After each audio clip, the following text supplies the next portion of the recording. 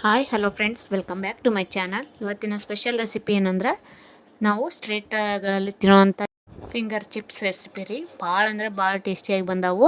ಖಂಡಿತ ನೀವು ಒಂದು ಸಲ ಈ ವಿಡಿಯೋ ರೆಸಿಪಿನ ಟ್ರೈ ಮಾಡಿ ನೋಡಿರಿ. ಓಕೆ, ಫಸ್ಟಿಗೆ ನೋಡಿರಿ, ನಾ ಇಲ್ಲಿ ಈ ಥರ ಒಂದು 4-5 ಆಲೂಗಡ್ಡೆನ ಈ ಥರ ಸಿಪ್ಪೆ ತೆಗೆದ್ಬಿಟ್ಟು ಅದನ್ನು ಈ ಟೈಪ್ ಕಟ್ ಮಾಡಿ ಇಟ್ಕೊಂಡೀನಿ ರೀ. ನಿಮ್ಗೆ ಎಷ್ಟು ಸೈಜ್ ಬೇಕೋ ಅಷ್ಟು ನೋಡಿಬಿಟ್ಟು ನೀವು ಸ್ಲೈಸ್ ಮಾಡಿಕೊಂಡು ಇಟ್ಕೋರಿ. ಸೇಮ್ ನಮ್ಗೆ ಹೊರಗಡೆ ತಿಂತೀವಲ್ಲ ಅದೇ ಟೇಸ್ಟ್ ಬರ್ಬೇಕಂದ್ರೆ ನಾ ತೋರಿಸಿದಷ್ಟು ಇಷ್ಟು ಸೈಜ್ ಆದರೆ ಕರೆಕ್ಟ್ ಆಗ್ತಾವೆ. ಬರ್ರಿ ಈಗ ಇದು ಹೆಂಗೆ ಮಾಡೋಣ ಅಂತೇಳಿ ತೋರಿಸ್ತೀನಿ ಡೀಟೇಲಾಗಿ. ಈ ಕಡೆ ನಾನು ಒಲೆ ಮೇಲೆ ಒಂದು ಪಾತ್ರೆ ಒಳಗೆ ಸ್ವಲ್ಪ ನೀರು ಬಿಸಿ ಮಾಡೋಕೆ ಇಟ್ಕೊಂಡೀನಿ. ಅದು ಸ್ವಲ್ಪ ಕುದಿಯೋಕೆ ಸ್ಟಾರ್ಟ್ ಆದಮೇಲೆ ನೀವು ಇವೇನು ಹೆಚ್ಚಿಟ್ಕೊಂಡಿರ್ತೀವಲ್ಲ ನಾವು ಆಲೂಗಡ್ಡೆನ ಅವ್ನ ಹಾಕಿಬಿಟ್ಟು ಒಂದು 2 ನಿಮಿಷ ಬಿಟ್ಟು ತೆಗೆದ್ರೆ ಸಾಕಾಗುತ್ತೆ. ಮತ್ತು ಈ ಕಡೆ ಸೈಡಿಗೆ ನಾವು ಒಂದು ಮಿಕ್ಸಿಂಗ್ ಬೌಲ್ ತೊಗೊಂಡ್ಬಿಟ್ಟು ಅದಕ್ಕೆ ಒಂದು 3 ಚಮಚದಷ್ಟು ಕಾರ್ನ್ಫ್ಲೋರ್, 2 ಚಮಚದಷ್ಟು ಕಡಲೆ ಹಿಟ್ಟು ಹಾಕ್ಕೊಂಡೇನಿ ನೋಡಿರಿ. ಇದಕ್ಕೆ ನೀವು ಬೇಕಾದ್ರೆ ಹಚ್ಚ ಖಾರದ ಪುಡಿನೂ ಹಾಕ್ಕೋಬೋದು ರೀ, ಭಾಳ ಖಾರ ಬೇಕಂತಂದವರು. ಇಲ್ಲ ಅಂತಂದರೆ ನಾನು ನಿಮಗೆ ಮುಂದೆ ಹೇಳ್ತೀನಂತ ಇನ್ನು ಹೆಂಗೆ ಮಾಡೋದು ಅಂತೇಳಿ. ಖಾರ ಬೇಕಂತನ್ನೋರು ಇದನ್ನೇ ಇಷ್ಟು ಕಾರ್ನ್ಫ್ಲೋರು ಮತ್ತು ಇದು ಕಡಲೆ ಹಿಟ್ಟು ಹಾಕ್ಕೊಂಡ್ಬಿಟ್ಟು ನೀವು ಸ್ವಲ್ಪ ಬೇಕಂದರೆ ಇದಕ್ಕೆ ಚಾಟ್ ಮಸಾಲ ಹಾಕ್ಕೋಬೋದು. ನಾನು ಸ್ವಲ್ಪ ಇಲ್ಲಿ ಚಾಟ್ ಮಸಾಲ ಹಾಕ್ಕೊಳಕತ್ತೀನಿ ನೋಡಿರಿ. ಒಂದು ಅರ್ಧ ಚಮಚದಷ್ಟು ಚಾಟ್ ಮಸಾಲ ಮತ್ತು ಸ್ವಲ್ಪ ರುಚಿಗೆ ತಕ್ಕಷ್ಟು ಉಪ್ಪು. ಅವೇನು ನಾವು ನೀರಾಗ ಬೇಯಿಸ್ಕೊತಿರ್ತೀವಲ್ರಿ, ಒಂದು ಪಾತ್ರೆ ಒಳಗೆ ಹಾಕಿಬಿಟ್ಟು ಆವಾಗ ಆ ನೀರೊಳಗೆ ಒಂದು ಚೂರು ಉಪ್ಪು ಹಾಕಿ ನೀವು ಬೇಯಿಸ್ಕೋಬೇಕಾಗತ್ತೆ ಒಂದು 2 ನಿಮಿಷ. ಅದಾದಮೇಲೆ ಇದನ್ನ ಚಲೋತ್ನಾಗ ಒಂದು ಸ್ವಲ್ಪ ಮಿಕ್ಸ್ ಮಾಡ್ಕೊರಿ ಒಣದನ್ನು, ಅಂದ್ರೆ ಅದು ಚಾಟ್ ಮಸಾಲ ಎಲ್ಲ ಹಿಟ್ಟೊಳಗೆ ಚೆನ್ನಾಗಿ ಮಿಕ್ಸ್ ಆಗುತ್ತೆ. ಓಕೆ, ಈಗ ಇದನ್ನು ಹಾಕ್ಕೊಂಡ್ಬಿಟ್ಟು ನಾನು ಒಂದು ಅರ್ಧ ಚಮಚದಷ್ಟು ಖಾರ ಹಾಕ್ಕೊಳಕತ್ತೀನಿ ನೋಡಿರಿ, ಒಣ ಖಾರ ಪುಡಿ. ನೀವು ಖಾರ ಬೇಕಂತಂದರೆ ಇನ್ನೂ ಸ್ವಲ್ಪ ಜಾಸ್ತಿನೂ ಹಾಕ್ಕೋಬೋದು. ನಾನು ಸ್ವಲ್ಪ ಹಾಕ್ಕೊಂಡಿನಿ, ಯಾಕಂದರೆ ಇದನ್ನು ನಾವು ಕೆಚಪ್ ಜೊತೆ ಸರ್ವ್ ಮಾಡಿದಾಗ ಅದು ಖಾರ ಪರ್ಫೆಕ್ಟಾಗಿ ಬರುತ್ತೆ.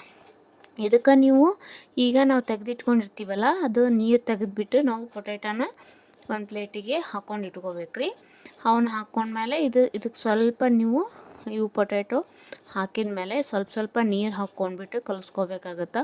ಒಮ್ಮೆ ಜಾಸ್ತಿ ನೀರು ಹಾಕ್ಕೊಳಕ್ಕೆ ಹೋಗ್ಬೇಡ್ರಿ, ಆಮೇಲೆ ತೀರಾ ಕಡಿಮೆನೂ ಹಾಕ್ಕೋಬೇಡ್ರಿ. ಹಿಂಗೆ ಸ್ವಲ್ಪ ನೀರು ಹಾಕ್ಕೊಂಡ್ಬಿಟ್ಟು ಚಲೋತ್ನಾಗ ಮಿಕ್ಸ್ ಮಾಡಿರಿ. ಅಂದ್ರೆ ನೀವು ಮಸಾಲೆ ಮತ್ತು ಅದು ಖಾರ ಪುಡಿ ಎಲ್ಲ ಚೆನ್ನಾಗಿ ಮಿಕ್ಸ್ ಆಗುತ್ತೆ. ಒಂದು ಹದಕ್ಕೆ ಬಂದಮೇಲೆ ನೀವು ಪೊಟ್ಯಾಟೊ ಎಲ್ಲ ಹಾಕಿಬಿಟ್ಟು ಕೈಯಿಂದ ಮಿಕ್ಸ್ ಮಾಡ್ಕೊರಿ, ಯಾಕಂದ್ರೆ ಅದು ಸ್ಪೂನಿಂದ ಅಷ್ಟು ಸರಿಯಾಗಿ ಬರೋದಿಲ್ಲ. ಒಬ್ರೊಬ್ರು ಒಂದೊಂದು ಥರ ಮಾಡ್ತಾರೆ ಫ್ರೆಂಡ್ಸ್. ನಾ ಮಾತ್ರ ನಮ್ಮ ಮನ್ಯಾಗ ಈ ಥರ ಮಾಡಿ ನೋಡೀನಿ. ಟೇಸ್ಟ್ ಅಂತೂ ಅಮೇಝಿಂಗ್ ಅಂತಲೇ ಹೇಳ್ಬೋದು. ಖಂಡಿತ ನೀವು ನಾನು ತೋರಿಸೋ ಮೆಥಡ್ ಒಳಗೆ ಒಂದು ಸಲ ಟ್ರೈ ಮಾಡಿ ನೋಡಿರಿ, ಹೆಂಗೆ ಬಂತಂತ ನೀವು ನಂಗೆ ಆಮೇಲೆ ಕಮೆಂಟ್ ಮಾಡಿರಿ.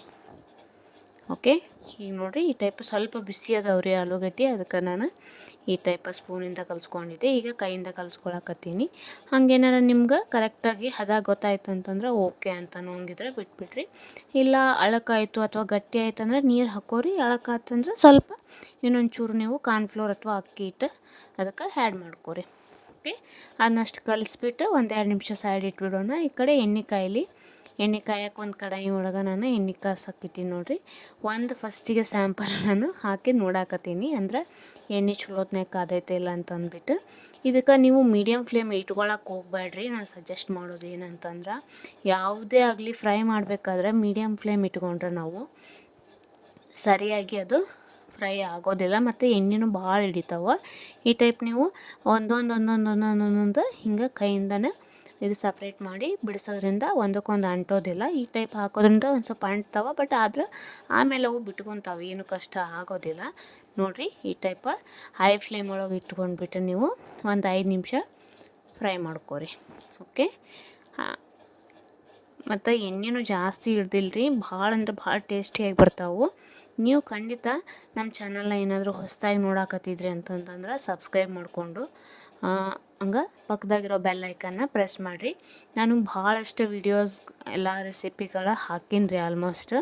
ಖಂಡಿತ ಒಂದು ಸಲ ನೀವು ವೀಡಿಯೋಗಳನ್ನ ನೋಡಿರಿ, ಹೆಂಗೆ ಬಂತಂತ ನಂಗೆ ಕಮೆಂಟ್ ಮಾಡಿರಿ. ಓಕೆ, ಈಗ ನೋಡಿರಿ ಇವು ಆಲ್ಮೋಸ್ಟ್ ಈ ಟೈಪ ಗೋಲ್ಡನ್ ಬ್ರೌನ್ ಕಲರ್ ಬಂತಂತಂದ್ರೆ ಫ್ರೈ ಆಗ್ಯದಂತ ಅರ್ಥ.